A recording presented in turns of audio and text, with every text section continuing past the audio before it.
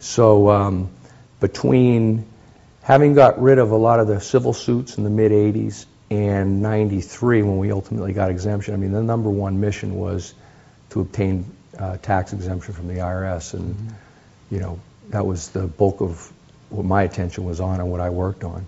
And you were right at the center of that IRS effort, right? You worked with Mr. Miscavige. Can you tell us about that, with the IRS people? Yeah, okay, well, in the late 80s and going into the early 90s, you know, I was tasked with implementing strategies to try to overwhelm the IRS like they were attempting to overwhelm us. I mean, it was sort of like a fight fire with fire situation. We brought FY, Freedom of Information Act lawsuits in numerous different jurisdictions. We had legal litigation strategies to counteract their strategies to deny certain churches exemption and that sort of thing. But it was a huge battlefield that was nationwide. There was literally 2,700 suits at one point, and I was very much involved in coordinating and coming up with strategies and then executing a lot of that between the late 80s and the early 90s. And then in late 91, Dave Miscavige and myself were in Washington, and Miscavige kept bringing up with the attorneys, you know, why don't we just sit down with the commissioner and get this thing straightened out, because there's so much, you know, there's so much insanity that goes on when you have this kind of institutional fight going on for so long. You know, you're fighting over issues that are anachronistic in a lot of cases. They're not even, you know, we're fighting over, for example, we're fighting over the years 70 through 72. That's as far as the litigation had reached, and here we are 20 years later in 1991. So he kept pressing that, you know, why don't we just go straight to the top and talk to the commissioner. And we had a lot of expensive attorneys from D.C. and Washington who were, you know, attempting at different levels to start negotiations, and that went in fits and starts. And one day we were in Washington, and finally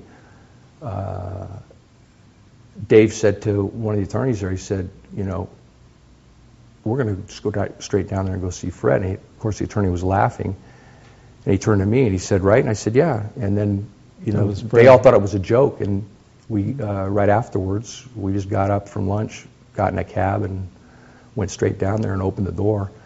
You know, opened the door to get negotiations going. We didn't get in a meeting, as has been reported. We didn't just walk in to the commissioner's office. We walked in and said we'd like to bury the hatchet. A couple of assistants of the commissioner came down and saw us, took all our information, said they'd get back to us, and they did. I think it was even later that day, set up a meeting with the commissioner for the following week. This is Fred Goldberg? Yeah, right? Fred Goldberg. Mm-hmm. Okay. And that began a process after that? That began a process. I mean, all Fred Goldberg did was open up the door to creating a forum where we could make a case for exemption. And what he did that was so positive and unique is he tried to bring somebody in who was fresh, who knew exempt organizations but didn't have a long history with Scientology.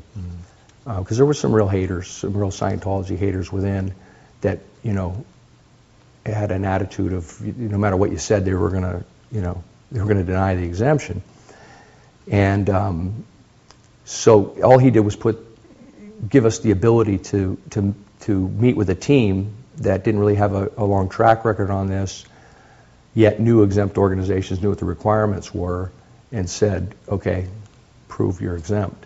And then that process went on for at least 2 years. I mean, we were literally commuting to Washington, D.C. almost every week. It was Monday or Sunday, out to D.C., see the IRS, present the answers to their set of questions, get another set of questions, go back to L.A., get the information together, get the, you know, some would entail audits of certain units or this sort of thing. You know, you'd have to account for different things. Mm-hmm. In operations, in finances, and that sort of thing. Boom, next Sunday, back on a plane, back to D.C., another meeting. That went for 2 years. And this process is you and Mr. Miscavige primarily? Primarily. Mm-hmm. At one point, attorneys came in, started coming with us. We really started getting more technical audit issues. Mike Rinder attended several of the meetings. Heber Jench attended several of the meetings. And then we would sometimes bring in experts on different fields, like Rick Moxon came into one on FOIA. Bill Walsh was another FOIA attorney who came in and attended 1 or 2 meetings. But primarily, the two constants from the beginning to the end were Dave and myself.